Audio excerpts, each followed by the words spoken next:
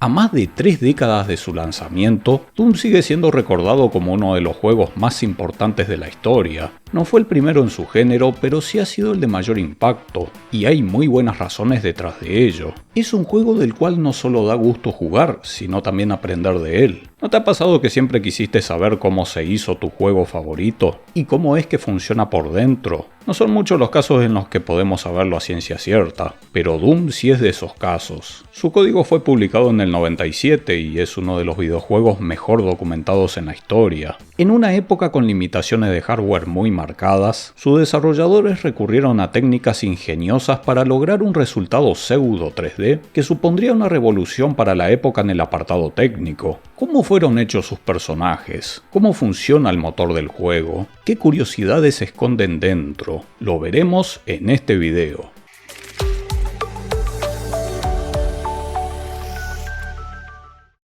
Este video es traído aquí gracias a GVG Mall, nuestra tienda de confianza donde podemos adquirir licencias originales para Windows a precios muy económicos. También encontraremos licencias para Office, distintos programas e incluso videojuegos. Si aplicamos el código de descuento TU25 obtendremos un 25% de descuento adicional. Con estos descuentos obtendremos precios insignificantes comparado a los precios de Microsoft. Pero, ¿cuál es el truco? ¿Por qué son tan baratas estas licencias? Bueno, esto es porque se tratan de licencias OEM. Este tipo de licencias son utilizadas por los fabricantes al vender equipos con Windows ya preinstalado. Su limitación es que se ligan a la placa base de la computadora, pero considerando su precio es un detalle insignificante, sobre todo si no van a cambiar su equipo o la placa por mucho tiempo. Estas licencias son completamente legales y son una excelente opción para tener nuestro Windows activado con todas las actualizaciones que lanza Microsoft. En la descripción y un comentario fijo les dejaré los enlaces y el código de descuento. Muchas gracias a GVG Mall por patrocinar el espacio. La historia de Doom comienza con 4 jóvenes entusiastas en el mundo de los videojuegos que trabajaban en una revista mensual llamada Softdisk. Uno de ellos era John Romero, quien invitó a John Carmack tras ver algunos de sus trabajos. Trabajaron juntos para el pedido de una distribuidora de videojuegos, y con una idea de Tom Hall nació Commander Keen. Un día Romero descubrió a un artista gráfico llamado Adrian Carmack que se encargaba de los dibujos para la revista. El grupo estaba completo. ID Software se llamó la compañía que habían fundado estos jóvenes, y tras el éxito de Commander Keen siguieron trabajando en más videojuegos, esta vez en 3D y con un motor hecho por John Carmack. Lograron así unos pequeños hitos, Overtank 1 y Catacomb 3D. Pero ambos fueron rápidamente eclipsados por el éxito de un juego que los llevaría a ser una compañía desarrolladora de alto perfil, Wolfenstein 3D, lanzado en mayo de 1992. Wolfenstein es un juego en donde el jugador es un espía estadounidense tratando de escapar de una fortaleza nazi, y ofrecía una perspectiva única para la época.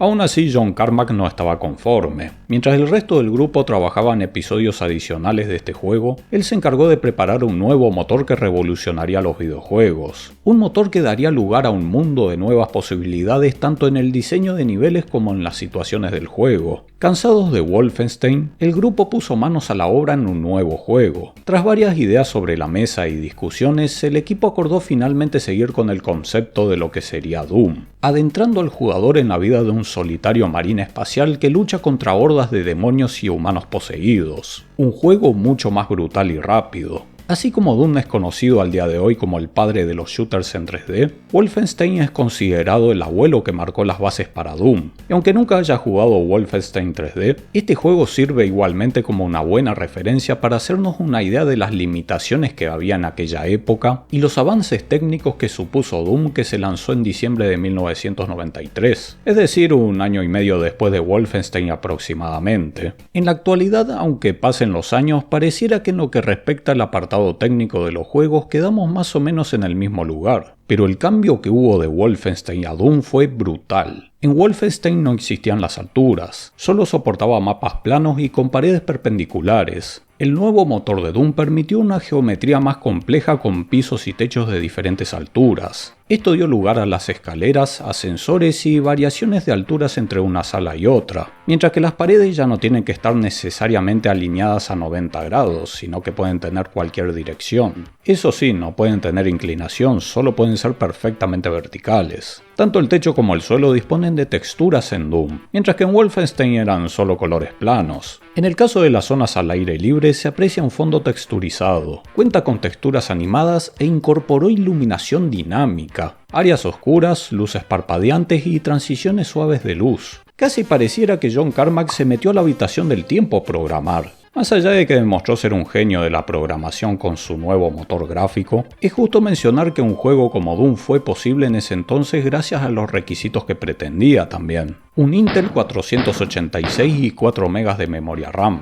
Era un procesador bastante potente para la época, mientras que los 4 MB estaban medio ajustados. Un 386 era capaz de correrlo, pero con algunos entrecortes. Lo de que Doom corre en cualquier cosa, en 1993 podía ser un chiste de mal gusto. Por el lado del desarrollo eran épocas muy diferentes. Según las propias palabras de Romero, no hay punto de comparación. En la actualidad no hay límite, las computadoras pueden hacerlo todo hoy en día. El límite está solo en el diseño. En cambio, a principios de los 90 muchas cosas debían hacerse pensando en las limitaciones técnicas. Era difícil lograr que una PC haga algo interesante, y necesitaban ingeniársela de maneras inimaginables para lograr, a veces, llegar solo a un resultado parecido al que querían o aceptar que no era posible. Para el desarrollo de Doom se utilizaron computadoras NeXT creadas por la empresa que había fundado Steve Jobs luego de su renuncia forzada de Apple. Romero estaba fascinado con estas máquinas. Estaban muy adelantadas para la época. La que compró John Carmack valía $11.000.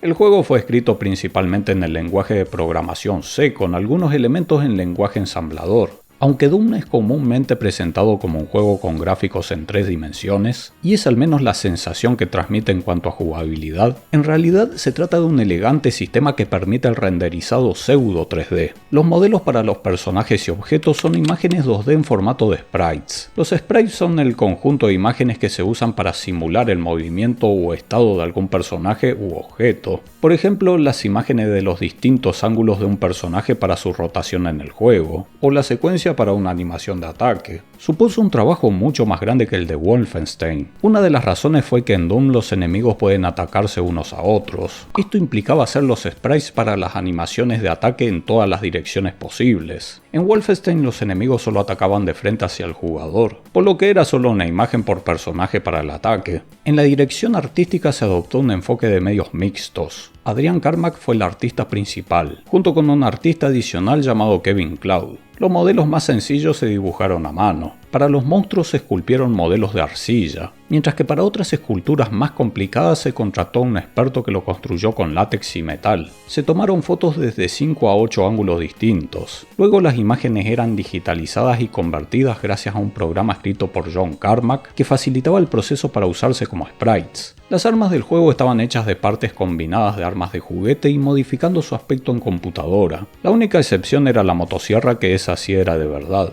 Los desarrolladores también se fotografiaron a sí mismos. El brazo del marín que sostiene el arma es en realidad el brazo de Cloud. Y solo a modo de curiosidad, Romero fue el que posó como modelo para dar forma al personaje en la carátula, tras fracasados intentos de la persona que habían traído originalmente para esa tarea. Entonces, como vimos, los objetos y enemigos son sprites 2D. Estos están programados para estar mirando siempre de frente a la cámara del jugador. En el caso de los barriles explosivos, esta técnica disimula bastante bien, porque según desde la perspectiva en horizontal que se mire, debería verse más o menos igual. Pero para lo que son armas y enemigos muertos ya es mucho más notable esta técnica empleada. Hablemos un poco de cómo se arma la imagen del escenario. Cada frame de este se dibuja en una serie de 4 fases. En la primera fase van las paredes, en la segunda van el suelo, el techo y el fondo, tercero los objetos y por último el arma del jugador. De una manera similar a como lo trabaja Wolfenstein 3D, las paredes son dibujadas por segmentos de columnas. Cada una de estas columnas tiene una escala fija. Es decir, para el motor del juego toda una columna entera está a la misma distancia de la cámara. De manera que el juego calcula la distancia y la iluminación de esa columna una sola vez, y ya calculado comienza a dibujarla.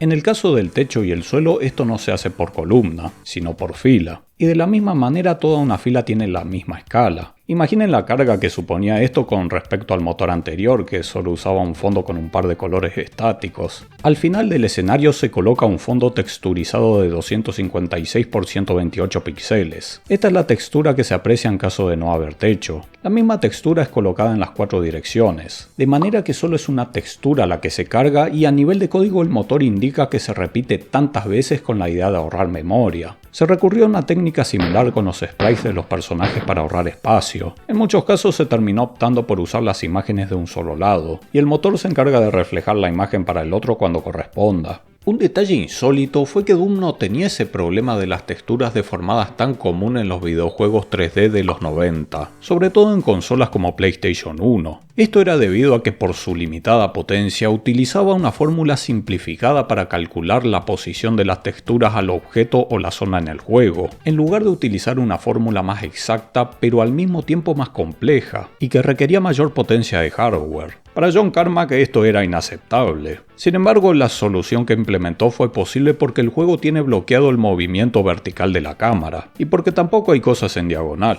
De lo contrario hubiera requerido más potencia de cómputo y era un juego que ya estaba al límite para la época. Fue un motor pensado pura y exclusivamente para funcionar así como venía. En los mods que permiten desbloquear el movimiento vertical podemos apreciar cómo se deforma la perspectiva en el modo software. La verdad se ve como el culo. Limitarlo fue un precio a pagar a cambio de otros beneficios. Y aún así el juego final tiene sus defectos de perspectiva, ya que el motor supone que desde cualquier altura de la pared la distancia con el personaje es la misma. Esto en la vida real no es así porque a más variación de altura la distancia es mayor. De todas formas es un detalle que pasa muy desapercibido. Probablemente nunca te hayas dado cuenta de esto en Doom hasta recién. Hay dos tipos de iluminación. Tenemos la iluminación dinámica en determinadas zonas y la iluminación por distancia. En el primer caso, la intensidad de la luz puede estar definida en una superficie. Se puede hacer que parpadee, que se prenda o apague según una acción determinada del juego. En la segunda, la iluminación disminuye a mayor distancia de la cámara. Esto se hace y se va calculando por columnas y filas como vimos anteriormente.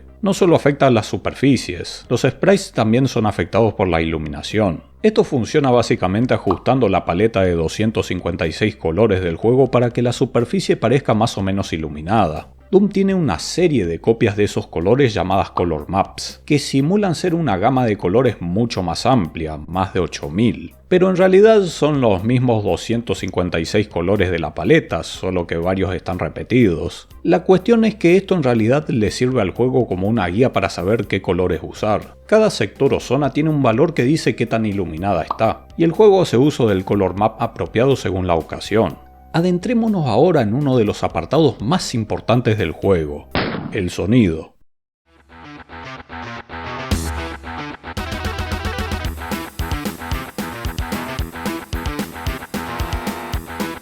Contrataron al compositor Bobby Prince para crear la música y los efectos de sonido, y fue dirigido por el metalero de la compañía para que hiciera música estilos techno y metal, a que no adivinan quién. Sin embargo, el compositor creyó que la música ambient sería más apropiada, y produjo pistas de ambos estilos con la esperanza de convencer al equipo. Romero finalmente incluyó ambos. Todo esto se hizo antes de completar los niveles del juego, y Romero fue asignando cada pista a cada nivel al final del desarrollo. Los efectos de sonido se crearon basándose en descripciones breves y artes conceptuales, mientras que los sonidos de los monstruos están creados a partir de ruidos de animales.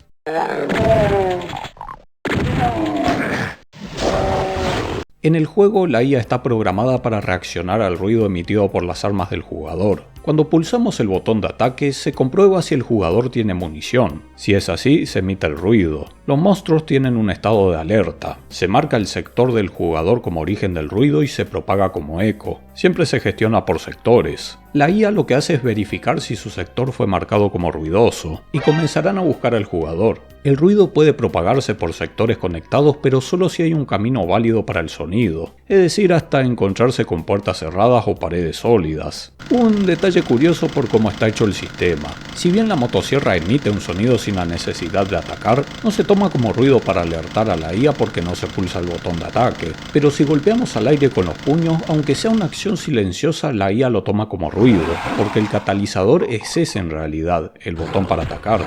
Ahora bien, vimos sonido, algo de IA, modelos, gráficos en general, pero ¿de dónde parte casi todo el juego? De los mapas. Cada nivel del juego no es más que un mapa. Estos se definen por una escala de valores enteros máximos que van de menos 32.768 puntos a 32.767, y cada unidad es proporcional a un píxel de textura o de spray. Como para tener una referencia, un teletransportador ocupa 64 unidades, y un mapa medio como el primer episodio tiene unas 4.000 unidades de ancho aproximadamente. Conceptualmente los mapas están en 2D, pero contienen los datos necesarios para que el motor nos ofrezca una experiencia 3D a la hora de jugar. Y entre estos datos se encuentran las características que definen el mapa. Tenemos los vértices, que son coordenadas marcadas dentro del mapa. Luego las líneas que unen dichos vértices y permiten crear las paredes, a las cuales se le asignan texturas. También están las uniones entre salas donde son creadas las puertas, ventanas e incluso los escalones. Ya veremos esto en más detalle. Y tenemos los sectores en donde se definen tanto la altura como la textura del techo y el suelo. Va en un espacio rodeado de paredes y aberturas. En los mapas también es donde se definen las cosas como los monstruos, municiones, demás objetos y su posición en el mapa. Este sistema permitió jugar con la creatividad para crear cosas como las escaleras y las ventanas. Por ejemplo, entre una sala y otra tenemos una unión de sectores, 2 sectores en este caso. Recordemos que cada sector puede tener solo una altura de suelo y techo definida. Si subimos unos niveles la altura del suelo de la segunda sala, desde la sala más baja veremos una especie de escalón, el cual el personaje puede pasar si es lo suficientemente bajo. Supongamos que yo quisiera cerrar ambas salas y crear una ventana entre las dos, algo muy común en Doom. Bueno, podría ser otra pared más y quedaría una abertura. El problema es que para crear una ventana necesito variar la altura de uno de los sectores, y al haber solo 2 va a afectar todo el suelo de una sala entera. Para crear una ventana sería necesario un tercer sector, que iría en el medio entre la primera y segunda sala. Es decir, ese tercer sector básicamente funciona como una pared con abertura. A este necesitamos definirle una altura mayor del suelo con respecto a la sala 1 y 2, mientras que el techo debe ser más bajo. Armar una escalera consiste básicamente en hacer un montón de sectores chiquitos, y a cada sector se le va asignando una altura cada vez más alta del suelo. Entonces cada sector es un escalón. Era una genialidad para la época, pero claro, tenía sus limitaciones. Como el mapa es en realidad un formato 2D, en el juego no se pueden construir salas por encima o por debajo de otras. Es posible configurar una serie de acciones limitadas en el mapa como cambios de iluminación, activación de trampas, puertas, configurar sectores como áreas de daño, etc. Son acciones predeterminadas, no es que se pueda crear scripts personalizados. Esto claro hablando siempre del motor original.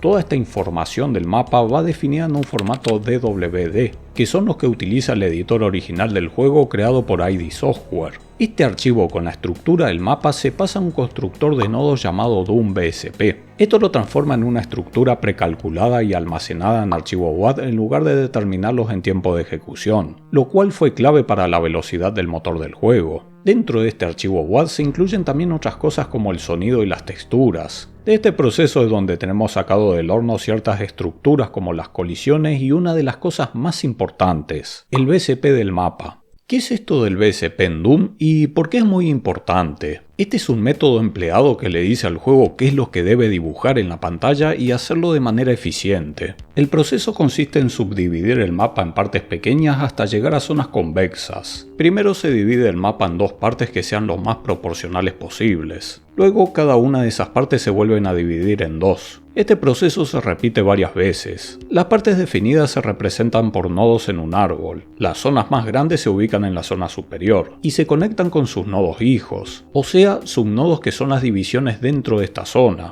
Por lo tanto, los nodos de las partes más bajas del árbol son las zonas más pequeñas, denominadas sectores o subsectores. Cada zona del mapa debe quedar cubierta tras terminar el proceso. Hay una regla importante. Estos subsectores se definen mediante una serie de fórmulas y reglas para que cada uno llegue a ser convexo y ya no sea útil dividir más. Es decir, que desde cualquier punto de ese subsector no haya nada que obstruya la visión dentro de la misma. Entonces, según donde esté nuestro personaje y donde vea la cámara, el juego hace uso de estos nodos de más abajo para buscar qué es lo que debe cargar desde lo más cercano de la cámara a los que esté más lejos. Se analiza y si hay alguna parte de ese nodo que sea visible, se dibuja. Este proceso se hace hasta que la pantalla se haya dibujado completamente. ¿Y por qué tanto lío? Bueno, con este sistema se aseguran que la carga del mapa sea eficiente y proporcional, y no haya zonas muy desequilibradas que tumben el rendimiento. Por otro lado, el hecho de que vaya de lo más cercano a lo más lejano de la cámara asegura que se dibuje solo lo necesario. Sería un sistema más sencillo empezar dibujando desde lo más lejano a lo que esté más cerca. Pero la PC desperdiciaría un montón de recursos dibujando cosas en pantalla que posiblemente vayan a ser tapadas. Los árboles BSP suelen emplearse mucho en los videojuegos de FPS y Doom es probablemente el primero en emplear esta técnica. Actualmente se utiliza también para el ray tracing y la detección de las colisiones. Como muchos sabrán, este juego se caracteriza por ser muy libre en el sentido de la palabra. Doom puede correr en una infinidad de dispositivos y cuenta con una gran cantidad de ports al día de hoy que permiten eliminar limitaciones del motor gráfico, integrar mejoras o corregir ciertos errores. Todas estas cosas en Doom no son casualidad. Esto tiene un origen muy sencillo de responder.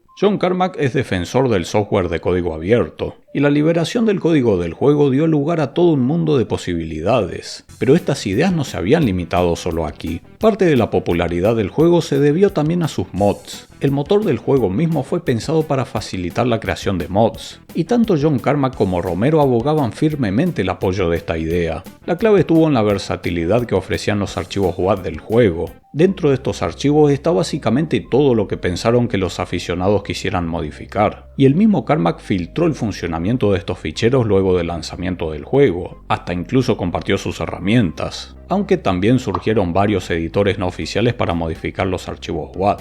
Eso sí, siempre fue necesario tener el juego base. Y más allá de su filosofía, fue un movimiento más que acertado. Le dio un impulso de popularidad enorme al juego, como así también a su motor. ID Software le otorgó la licencia del motor a varias compañías, lo cual resultó en varios juegos similares. Fue un juego que inspiró e influenció en el camino de los videojuegos a lo largo de los años. Y a pesar de tener tantos años encima, el juego ha envejecido bastante bien. No solo como juego en sí, Doom es didáctico para jugar y aprender a hacer juegos. Su código fue como un maestro para muchos programadores. Es relativamente sencillo y muestra cómo descomponer problemas en soluciones sencillas o soluciones que nunca hubieras imaginado. Se ha utilizado desde su lanzamiento en investigaciones académicas y el aprendizaje automático. Todo esto nos deja en claro por qué Doom es una obra tan importante incluso hasta en estos días.